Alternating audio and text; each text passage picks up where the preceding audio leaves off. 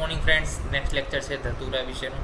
તો સંસ્કૃતમાં એને ધતુર કહેવાય છે, હિન્દીમાં પણ ધતુર, ઇંગ્લિશમાં થોન એપલ, કાંટાળું ફળ કહેવાય છે. કેમ?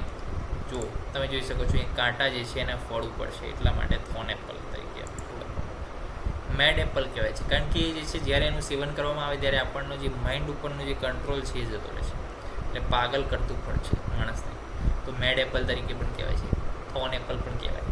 લેટિન નેમમાં ધતુરા મેટલ અને ધતુરા સ્ટ્રેમોનિયમ એ તરીકે પણ ઓળખાય છે. હવે એના સિનોનિમ્સ વિશે વાત કરીએ તો કીતવ એટલે કે માઇન્ડને શું કરે છે? ઇમ્બેલેન્સ કરી દે છે, કીતવ. પછી આવે છે ઉન્મત્ત એટલે કે મદકારી કરી દે છે. પછી ધૂર્ત એટલે કે જે નશામાં ધૂર્ત થઈ જાય છે એ પ્રકારનું, કે જે આપણે નહીં કહેતા કે નશામાં ધૂત થઈ ગયો છે, તો કે જે નુકસાનકારક છે બ્રેઇન માટે. પછી કનક તો કે યલો ઇન કલર,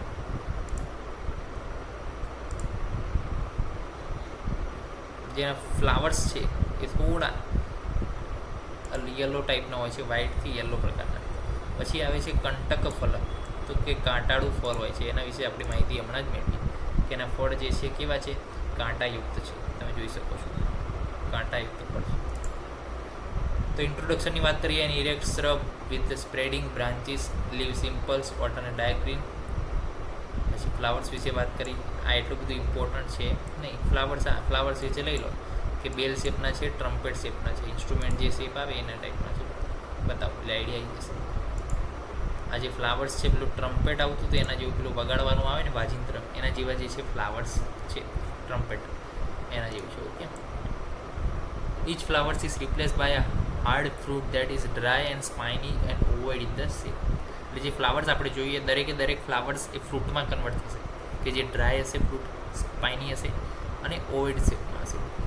ઈચ ફ્રૂટમાં 400 થી 500 સીડ હોય અને એનું 8 ગ્રામ જેટલું વજન હોય. એના જે સીડ છે ડલ, ઇરેગ્યુલર, ડાર્ક કલરના હોય, ચીલી સીડ જેવા લાગતા હોય, કાળા મળી ગયા. ઓકે. એક નોટ છે કે all parts are poisonous but seeds and fruits more. Seed અને ફ્રૂટ જે છે વધારે પોઈઝનસ છે. બધા પોઈઝનસ તો પાર્ટ છે જ ધતુરાના, બાકી સીડ અને ફ્રૂટ જે છે એ વધારે પોઈઝનસ છે. કલેક્શન જે છે ઓલ ઓવર ઇન્ડિયામાં થાય છે. ક્લાસિફિકેશનમાં વેજીટેબલ ડેલિરિયન્ટ એટલે કે મોહ ઉત્પન્ન કરનારું પોઈઝન છે. નશાની અંદર આપણી જે છે માઇન્ડની એક્ટિવિટી છે, માઇન્ડનું કંટ્રોલ છે એ જે છે ગુમાવી બેઠી છે, એટલે ડેલિરિયન્ટ છે. ધતુરાનો પ્લાન્ટ આપણે કઈ રીતે ઓળખશું? ધતુરક સુપજાતીય શ્રબ છે. સકંટક ફલસ્તથા, એનું ફળ જે છે કાંટાળા છે. સુલભો વિદ્યતે ચાયમ, પુષ્પ વર્ણ વિભેદતા, બધે મળે છે અને પુષ્પના વર્ણથી એના અલગ અલગ પ્રકાર પડે છે. ધતુર સર્વ એવે તે મતા સમગુણાન્વિતા. ધતુર બધા જે છે એ અહીંના જ છે અને એ સમાન ગુણવાળા છે. વિશેષસ્તુ સર્વેશુ કૃષ્ણ પુષ્પ ગુણાધિકાર. એમાં જે કાળા કલરના પુષ્પોવાળા છે એના ગુણો જે છે વધારે હોય છે. પત્રમ મૂલમ ફલમ બીજમ તથા મૃદુ દલદ્રવમ પ્રયુજ્ય તે વિશેષણ ધતુરસ્ય પુષ્પ. અને જે વૈદ્ય છે એ ધતુરાના પત્ર, એના મૂળ, એના ફળ, એના બીજ અને એના પત્રનો સ્વરસ આ બધાનો પ્રયોગ કરે છે અને મેડિસિનલ યુઝ એનો કરે છે.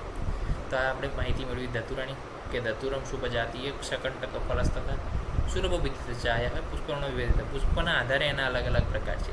કાળા પુષ્પવાળા વધારે ગુણ ધરાવે છે અને શેનો ઉપયોગ થાય છે એનો પણ આપણે વાત અહીંયા કરી. હવે શોધનની શું જરૂર? Datura in impure form may cause the severe delirium, એટલા માટે શોધન કરવું પડે.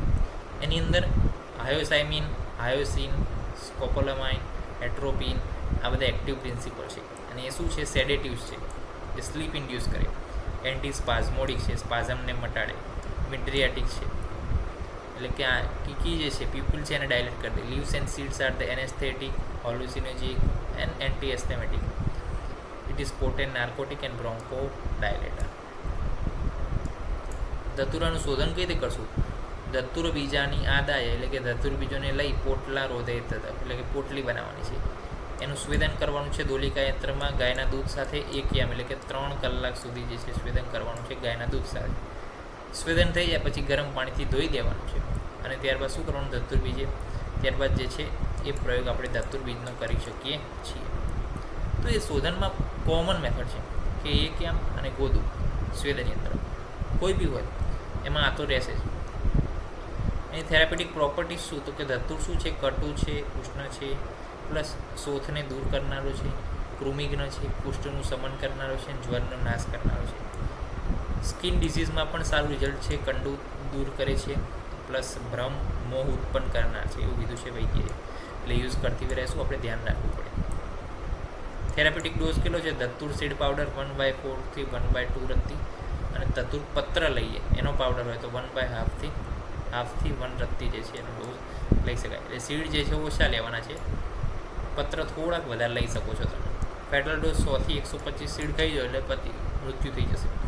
આલ્કલોઇડ્સની અંદર 60 mg ઓફ ફોર એડલ્ટ ને 4 mg ફોર ચિલ્ડ્રન જો એ અંદર જશે તો એ માણસ મૃત્યુ થશે. હવે કદાચ કોઈએ લઈ લીધું તો ટ્રીટમેન્ટ શું કરશું? તો ગેસ્ટ્રિક લેવેજ કરશું. શેનાથી? પોટેશિયમ મેગ્નેટથી 1 થી 2 કલાકમાં. ઇન્જેક્શન 5 સ્ટિગમિન આપશું 1 થી 4 mg at the rate not faster than the 1 milligram per minute. Benzodiazepine આપશું, એ પણ ઓપન યુઝ થાય છે. ઓક્સિજન, હાઇડ્રેશન, સિમ્પ્ટોમેટિક ટ્રીટમેન્ટ આ બધું આપણે યુઝ કરીશું. ધતુરાના ફોર્મ્યુલેશનની અંદર પ્રલાપંતક એટલે કે પ્રલાપનો અંત કરે. કેમ? કારણ કે એ સ્લીપ ઇન્ડ્યુસ કરે છે, તો તમે આપોઆપ જે છે બોલવાનું બંધ કરી દેશો. ઉન્માદ ગજાંકુશ, ઉન્માદને અંકુશ કરનાર છે. કોઈ માણસ જે છે વધારે પડતું ઉથલ પાથલ કરતો હોય તો પછી એને ધતુરા આપી દો તો ઇન્ડ્યુસ થશે સ્લીપ, તો શું થશે? શાંત થશે. ઉન્માદ ગજાંકુશ, ઉન્માદ જે છે હાથી સમાન જે ઉન્માદ છે એને અંકુશ કરવાનું જે છે કામ આ ધતુરા કરે છે. સિમ્પટમ્સ ફોર પોઈઝનિંગની અંદર 9D આવે કે dryness of mouth, dysphagia, dysarthria, પછી diplopia, dry and hot skin, red skin, drunken gait, delirium અને ડ્રાઉસીનેસ.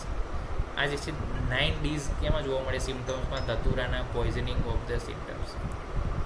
પછી સિમિલી યુઝ એક વર્ડ યુઝ થાય છે કે ધતુરો જે છે blind as a bat, hot as a hare, dry as a bone, red as a beet and mad as a hen. તો આ જે છે સિમિલી આની અંદર ધતુરાની અંદર યુઝ થાય છે. તો આજ થઈ ગયો. આજે આપણે શું અભ્યાસ કર્યો કે ધતુરો જે છે એના સિમ્ટમ્સ ઓફ પોઈઝનિંગ, એના ફોર્મ્યુલેશન, એના પ્રોપર્ટીઝ, એના ડોઝ, એના ફેટલ ડોઝ, તમામ માહિતી એક જ લેક્ચરની અંદર કવર કરવાનો પ્રયત્ન કર્યો છે. તો નેક્સ્ટ લેક્ચરની અંદર મળીશું નવા વિષય સાથે. ત્યાં સુધી રજા આપશો. જય હિન્દ, જય ભારત, જય વિદ્યાધન. નમસ્કાર.